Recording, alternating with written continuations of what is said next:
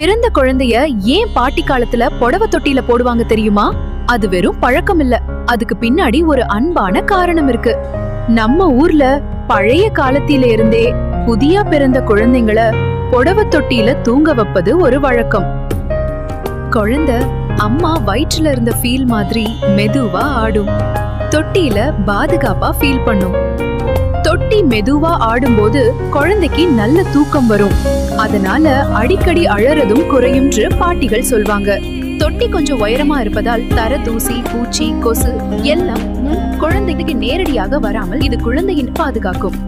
சில குழந்தைகள் திடீர்னு பயந்து எழுந்துருவாங்க. ஆனா இந்த தொட்டி குழந்தைய மெதுவா சுற்றி பிடிக்கிற மாதிரி இருப்பதால குழந்தைகள் ரொம்ப அமைதியா தூங்க இது ரொம்ப உதவும். ஆனா தொட்டி கட்டும் போது பாதுகாப்பா இருக்கணும்.